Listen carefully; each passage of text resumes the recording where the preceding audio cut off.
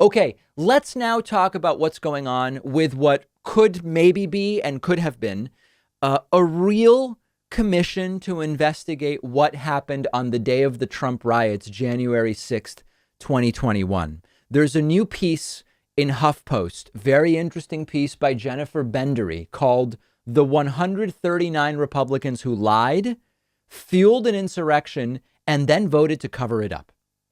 She writes, last week, 35 Senate Republicans killed a bipartisan effort to create an independent commission to investigate the January 6th insurrection at the U.S. Capitol, arguably the greatest attack on American democracy since the Civil War. It would indeed have been bipartisan. Remember that. That's really important.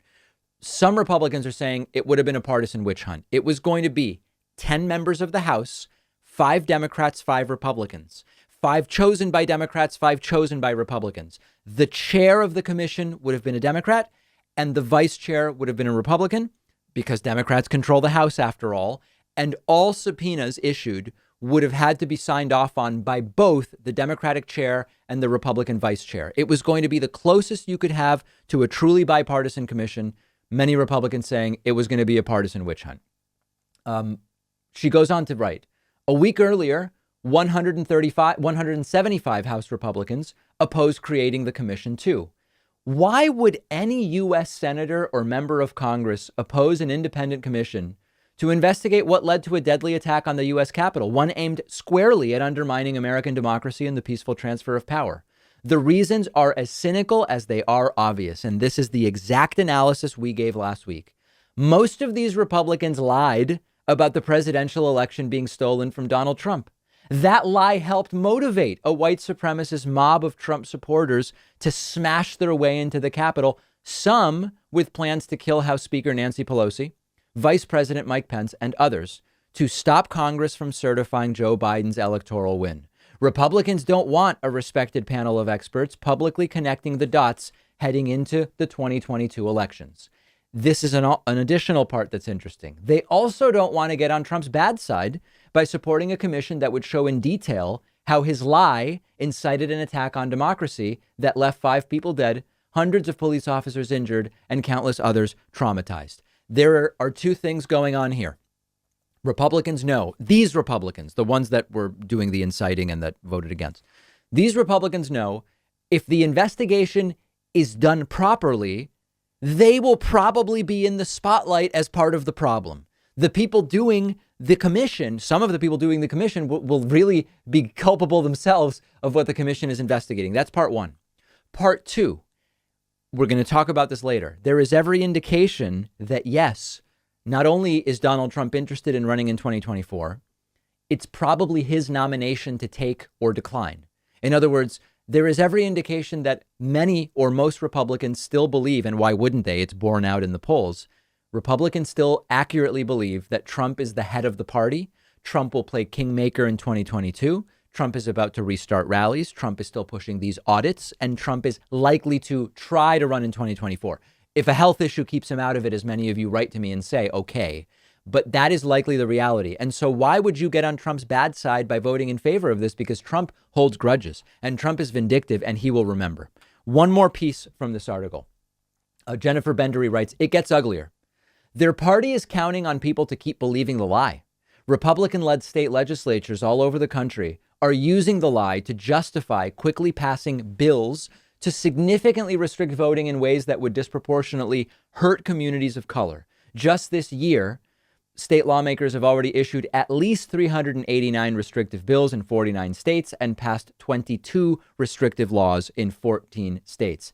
It's no coincidence that the 4 states where Republicans have filed the most bills aimed at restricting voting, Georgia, Arizona, Michigan, and Pennsylvania, were some of the closest states in the 2020 presidential election. As 538 notes, all 4 of those states went for Biden and have Republican-controlled legislatures, which makes them especially ripe for new voting restrictions. So 3 reasons here, really, why you are seeing this Republican opposition. 1, the commission would likely find that they were part of the problem. 2, they want to stay in Donald Trump's good graces because it seems Trump is going to have power and control in the Republican Party for a long period of time to come, at least through the 2022 election. If he fails to pick the winners in 2022, things may change, but at least through 2022.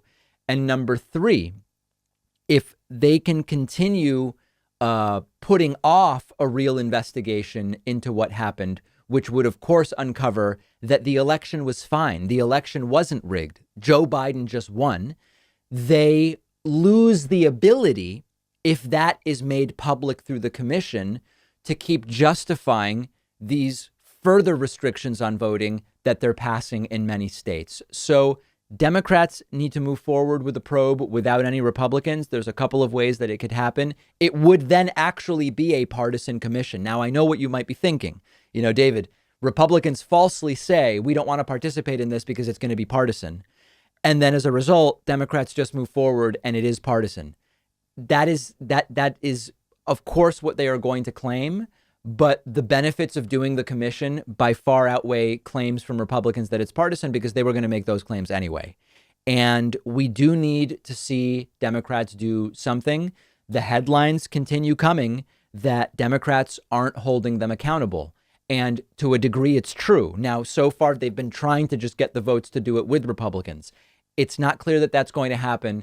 They've got to figure out a way to move forward on their own. It'll be called partisan either way. So I'd rather the commission be done in some way, shape, or form than not. Let me know what you think. And we're going to have more on this on the David Pakman Show Instagram, which you can find at David Pakman Show. Check it out, and we'll be back right after this.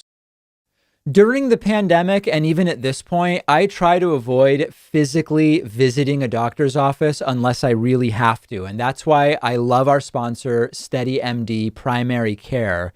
You take a quiz, you get matched with a licensed primary care physician who's a good fit for you. You have a 1-hour virtual appointment and you start a meaningful relationship with your new doctor. After that, your doctor is available to you anytime by text, phone, and video chat. And unlike other services, this isn't some random doctor on call. Each doctor at SteadyMD has a limited number of patients so they can give you the personal attention you deserve. They can help you with anything your primary care doctor normally would: healthy diet, managing conditions, weight loss, sleep, depression, anxiety. You don't need insurance. It's just $99 a month with absolutely no other fees or copays for visits. Take the free quiz and see which doctor is a perfect fit for you. Go to steadymd.com/Pakman. There's no risk, no long-term commitment. The link is right underneath this video.